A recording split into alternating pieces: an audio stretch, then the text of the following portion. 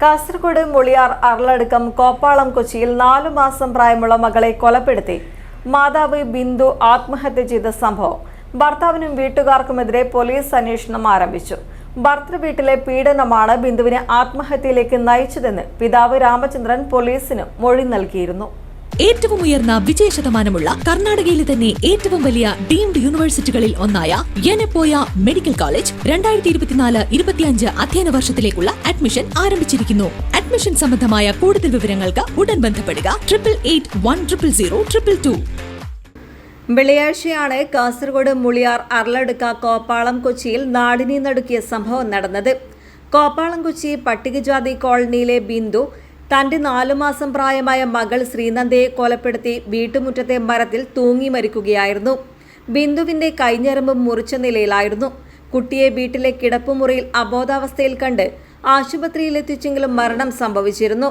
സംഭവ സമയത്ത് ബിന്ദുവിന്റെ മൂത്ത കുട്ടി ശ്രീഹരിയും വീട്ടിലുണ്ടായിരുന്നു. ഇടുക്കി തൊടുപുഴ സ്വദേശി ശരത്തിന്റെ ഭാര്യയാണ് ബിന്ദു. ഇയാൾ ഇസ്രയേലിലാണ്. 6 വർഷം മുൻപായിരുന്നു ഇവരുടെ വിവാഹം. മരണത്തിന് 2 ദിവസം മുൻപായിരുന്നു ബിന്ദു സ്വന്തം വീട്ടിലെത്തിയത്. സംഭവത്തിൽ ആദൂർ പോലീസ് അസ്വാഭാവിക മരണത്തിന് കേസെടുത്ത് അന്വേഷണം നടത്തിവരവെ ഭർത്തൃവീട്ടിലെ പീഡനമാണ് ബിന്ദുവിനെ ആത്മഹത്യയിലേക്ക് നയിച്ചതെന്ന് പിതാവ് രാമചന്ദ്രൻ പോലീസിന് മൊഴി നൽകിയിരുന്നു. അതെ, ഭർത്താവാണ് ബുദ്ധിമുട്ടിച്ചത്. ഇപ്പം ഇങ്ങനെ പറഞ്ഞത്, നീ വീട്ടിൽ കയറണ്ട, നീ എന്നെ ഒഴിവാക്കാൻ പോവുകയാണ് ഞാൻ എന്നൊക്കെ പറഞ്ഞിട്ട് അവളെ ആണിയിട്ട് പറഞ്ഞു, എല്ലാ സ്ഥലത്തിട്ട് ഞാൻ അങ്ങനെ തെറ്റും ചെയ്തിട്ടില്ല, മക്കളാണ് സത്യം എന്ന് പറഞ്ഞ് സത്യമിട്ട് അന്ന് ഞാൻ കേൾക്കുന്നുണ്ട് ഈ സത്യയിടലൊക്കെ. അങ്ങനെ ഞാൻ ചെന്തു മോളെ സ്ഥലത്ത് നീയുമായിട്ട് ഇല്ല ഞാൻ അത് വീട്ടു ഉണക്കമല്ലേ, കുഴപ്പമില്ല മാറിക്കോളൂ എന്ന് പറഞ്ഞു.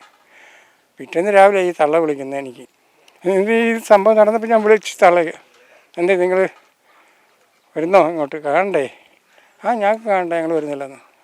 ഇതിന്റെ അടിസ്ഥാനത്തിലാണ് ഇപ്പോൾ ഭർത്താവ് ശരത്തിനും വീട്ടുകാർക്കുമെതിരെ പോലീസ് അന്വേഷണം ആരംഭിച്ചത്. നിലവിൽ ആത്മഹത്യക്കാണ് കേസെടുത്തിട്ടുള്ളത്. അന്വേഷണത്തിനു ശേഷം ആവശ്യമെങ്കിൽ മറ്റു വകുപ്പുകൾ കൂടി ചേർക്കുമെന്ന് പോലീസ് പറഞ്ഞു. News bureau, Kasaragod.